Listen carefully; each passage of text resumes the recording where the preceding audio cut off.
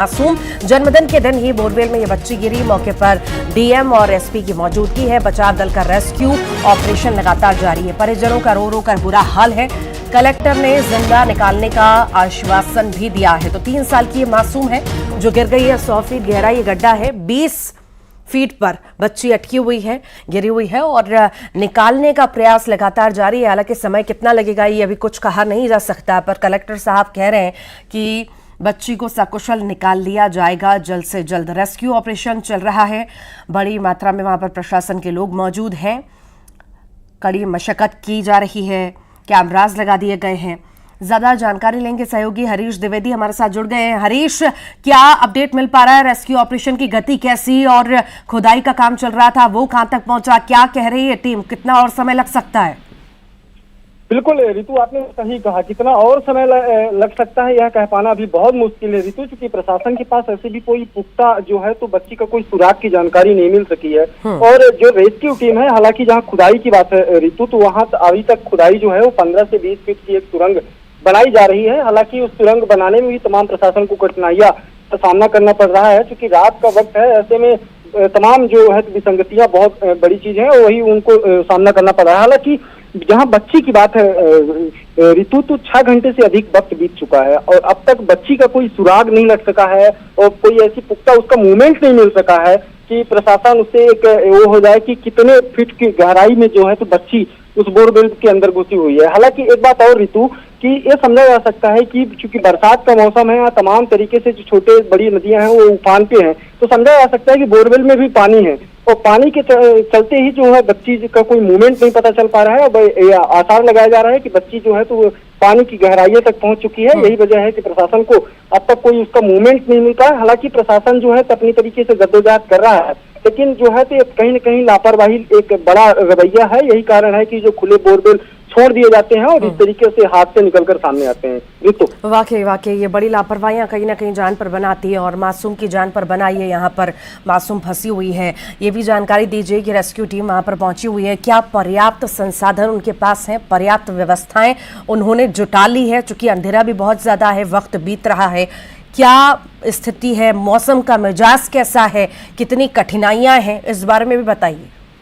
बिल्कुल रितु, आपने सही कहा, क्योंकि जो प्रशासन के पास जो टूल्स होने चाहिए, जो इस तरीके से जो घटनाएं हो जाती हैं उनमें कैसे निपटा जा सके, उसके लिए जो एक अनुभव होना चाहिए वो नहीं हो पाता है। वो कहीं न कहीं से टूल्स और तमाम जो है विसंगतियां बहुत आ रही हैं रितु। यही कारण है कि रेस्क्यू करने में एक बहुत लंबा वक्त लग रहा है। और जहां तक कि उसमें कठिनाई की बात है रितु, तो कठिनाई में जाहिर तौर पर प्रशासन को रेस्क्यू में बेहद कठिनाई का सामना करना पड़ रहा है। हालांकि बरसात का मौसम है और अंधेरे का वक्त है, लेकिन फिर भी प्रशासन ने लाइट की व्यवस्था की है और तमाम ऐसी अपने जो है तो बेसिक व्यवस्थाएं कर ली गई हैं। हालांकि जो रेस्क्यू टीम जो मुख्य टीम है वो बनारस से आ रही है। उसकी मॉनिटरिंग भी टीम जो है तो उसकी निगरानी भी वीडियो कॉन्फ्रेंसिंग के माध्यम से कर रही है, कैसे खुदाई चल रही है और उनका एक अलग से उसमें एक एंगल दिया जा रहा है, उसी एंगल पे उसकी खुदाई हो रही है और उसकी पल पल की अपडेट भी ली जा रही है। जो मेन रेस्क्यू टीम है वो रास्ते पे है और आसार है कि वह टीम जो है तो 12 बजे तक यहाँ पहुंच जाएगी और अपना काम जो है तो शुरू कर देगी। तब जाकर इस रेस्क्यू में जो है तो तेजी आएगी रितु,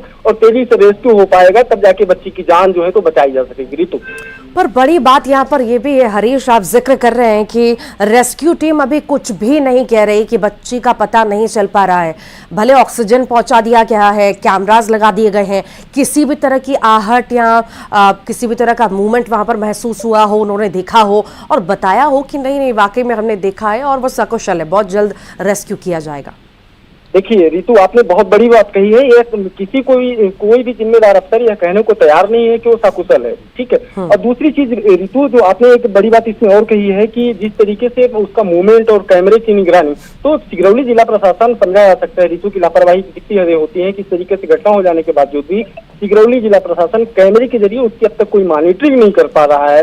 और मॉनिटरिंग न करने की जो वजह है, तो उसके पास जो टूल्स की व्यवस्थाएं होती है, जो कैमरे की तमाम जो व्यवस्थाएं की जाती है, तो उस गहराई तक वहां पहुंच पाना कैमरा का, वो थोड़ा सा प्रशासन के लिए विसंगतियां बनी हुई है। यही कारण है कि उसका भी कैमरे के जरिए कोई मूवमेंट नहीं प्रशासन को मिल पा रहा है, जिससे प्रशासन भी अब चिंतित है। और आसार यही है रितु की जब बनारस की मेन रेस्क्यू टीम जो आ रही है, जो संसाधन, ये माने हम कि संसाधन की कमी है या ये माने कि संसाधन तो है पर एक्सपर्ट नहीं है?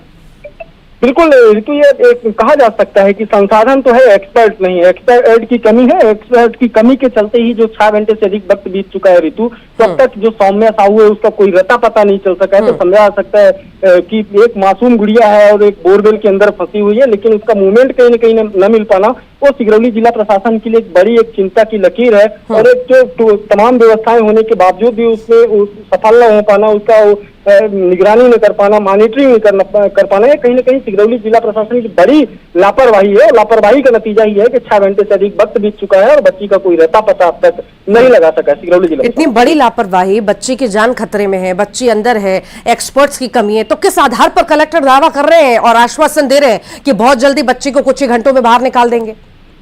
देखिए ऋतु, कलेक्टर जो है तो कलेक्टर यही जो रेस्क्यू के लिए जो सुरंग बनाई जा रही है कि वहाँ जो बोरवेल में बच्ची फंसी हुई है उसके तक जो पहुंचने की जो कवायद की जा रही है, तो उस कवायद में अभी भिड़े हुए हैं और बोरवेल से तकरीबन 40 फीट दूर से उसकी जो है तो खुदाई कराई जा रही है ताकि वहां तक जो सुरंग बनाई जा सके। तो सिर्फ और सिर्फ सुरंग बनाने की जो कवायद है वह प्रशासन की ओर से की जा रही है। जब सुरंग बनकर तैयार हो जाएगा ऋतु, और जो मैन टीम पहुंचेगी वह टीम जो है तो अंदर फिर एक दूसरा सुरंग तैयार करेगी, तब जाकर बोरवेल तक वो पहुंचेगी। तो ऐसा जो इनका मैप है, उस मैप के आधार पर जिस मैप पे चल रहे हैं, तो कहीं न कहीं सिर्फ सिगरौली जिला प्रशासन अभी सिर्फ सुरंग बनाने तक ही सिमट कर रह गया है।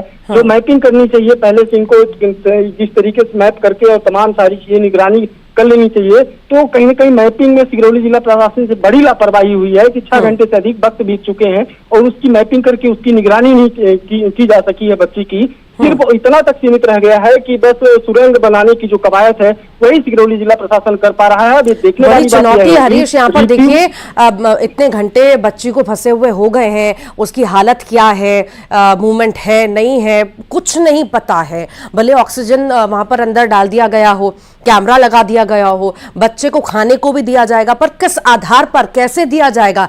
जब बच्चा दिखेगा या समझ में आएगा तभी कुछ काम होगा। ये बड़ी बात है यहाँ पर कि लोगों की कमी या एक्सपर्ट्स की कमी है।